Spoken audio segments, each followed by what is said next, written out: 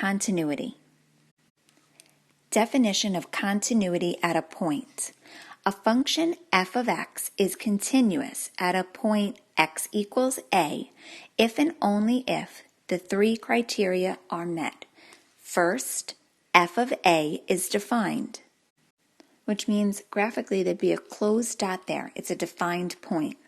Second, the limit as x approaches a of f of x exists, which we've already reviewed means that the left-hand limit has to equal the right-hand limit. So there's no break in the line. If we look over here, the limit as we approach from the left and the limit as we approach from the right, they're both meeting at that same point. This is the third criteria. Not only does the limit exist, but it should be equal to the y value. So they're meeting at the closed dot. To generalize the definition, there's no holes, no breaks, no asymptotes. Now, that's continuous at a point. If we want to explain that a function is continuous on an interval, then basically we would have to say it's continuous at every point within the interval, and therefore it would be continuous on the interval. When we're describing intervals, interval notation can either be these square brackets or rounded parentheses. If there's a square bracket on either of the numbers, then you're including that x value like a closed dot would. Round parentheses do not include that x value like an open dot would. And you could mix and match. It could be a square bracket to start and a round parenthesis to close an interval. So if that's when a function is continuous, let's talk about when it's not, the holes, the breaks, the asymptotes. So first, type of discontinuity is a removable discontinuity. That's the bullet hole in the graph.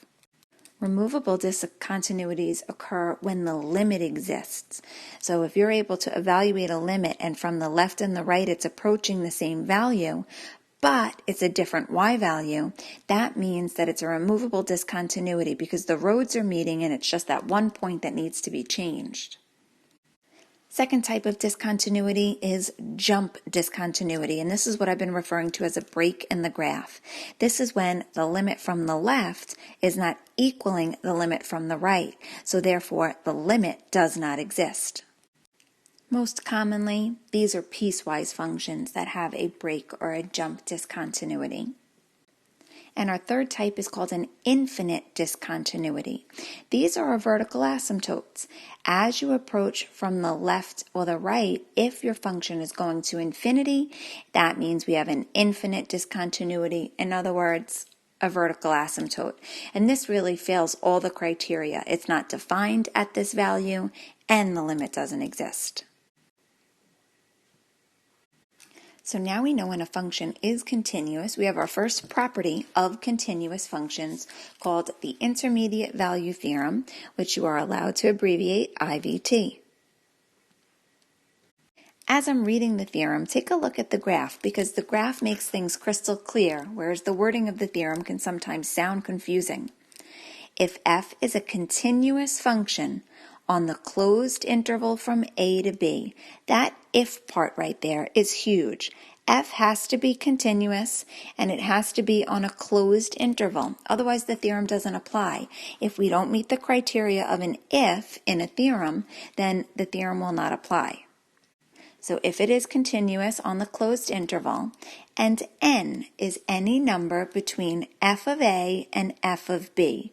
So it's basically creating a range of numbers, the y value at one endpoint, the y value at the second endpoint, and is saying if n is any value between f of a and f of b, where they're not equal to each other, then there has to be a value c, which would be an x value, within the interval from a to b, such that f of c is equal to n, meaning that that x value takes on that y value.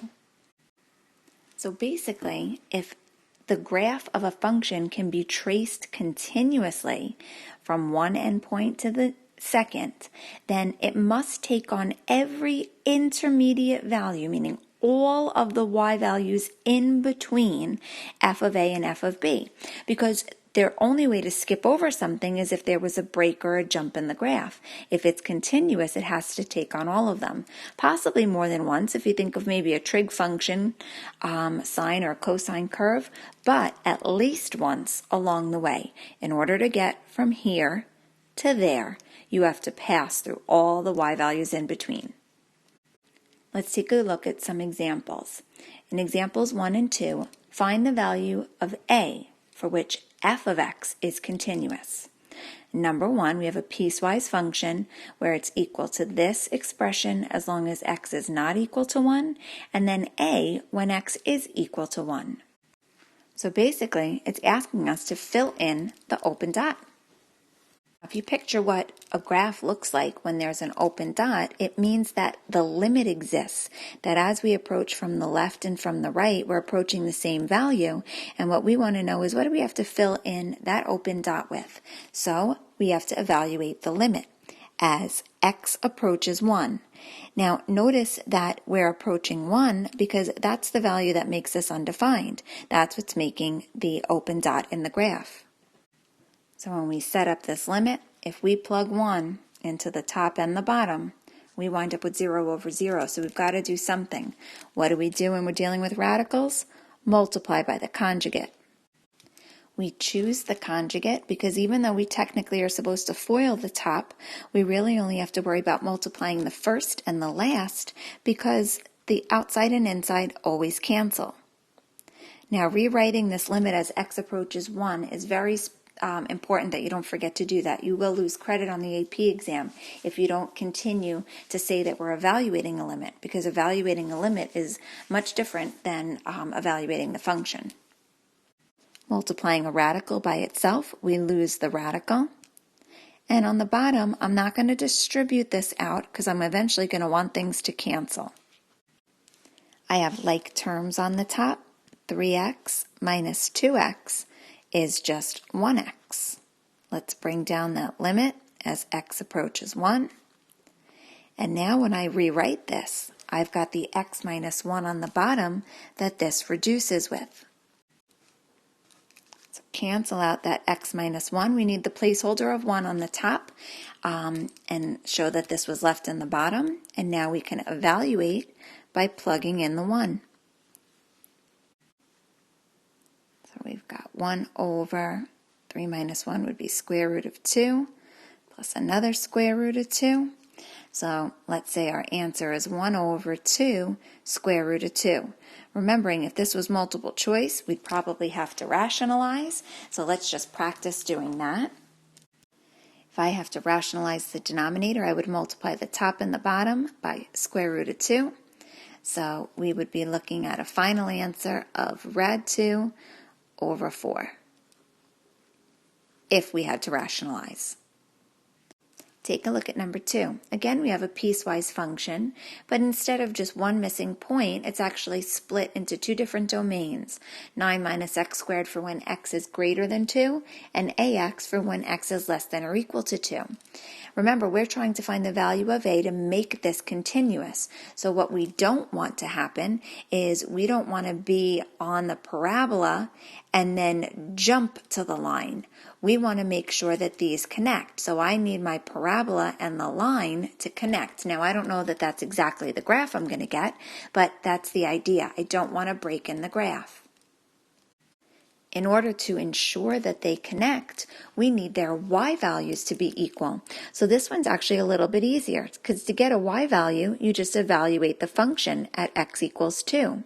So I need my top function evaluated at 2 to be equal to my bottom function evaluated at 2.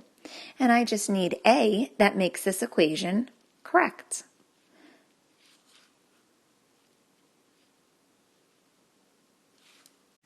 So 5/2 is A. Different types of examples. It asks us to identify the point of discontinuity that is removable. So in the last lesson, we talked about when you cannot reduce a function, that means you've got a vertical asymptote.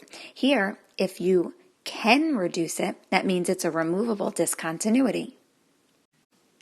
So let's take a look at number 1. f of x is equal to x plus 1 over x squared minus 1.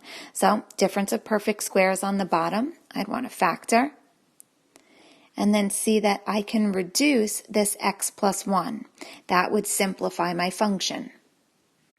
So in yesterday's, or the lesson before this, we would then be able to identify that x equals 1 is a vertical asymptote, which means it's an infinite discontinuity. But that's not what this question is asking for. It wants to know which one's removable. So since I was able to cancel out that x plus 1, then that means the value that would make that 0 is x equals negative 1. That is a removable discontinuity. But there's a catch here. It asked me for the point. A point is an x comma y value.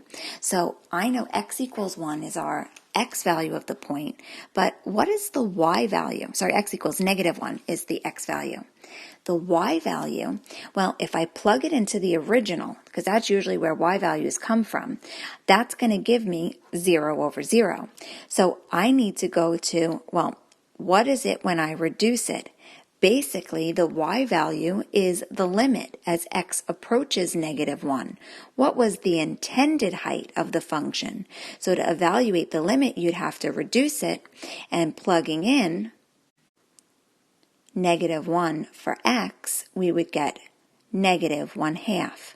So that limit, the intended height of the function, is the y value where the dot would be, or the open dot, for our removable discontinuity. Let's take a look at number 4, same directions. G of x, well, look at the numerator here. We went over this, I think, in the first video. In order to factor this, this is the sum of perfect cubes. I need cube root, square, multiply, square. Keep the sign. Whoops. Change the sign. Always positive. So now I've factored the top, and the bottom's a nice simple MAM factor. So now I look and see, what can I reduce? Oh, I can reduce x plus 1. I am removing part of this that gave a 0 in the denominator. So that is my removable discontinuity. And just for the record then, that x equals 4 is a vertical asymptote. In other words, an infinite discontinuity. But this one's asking for removable. So I need the point, the x comma y. So if I need the y value, I need the limit. When I'm evaluating the limit, I'm going to take the reduced form of it so that I can plug in my negative 1. So I've got negative 3/5 as my y value. Put them together, it's the coordinate negative 1, negative 3/5.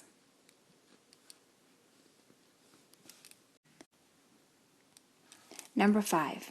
Is this function f of x continuous at x equals 2? Well, let's take a look at the y values from the top and from the bottom. If I plug in 2, I get 9.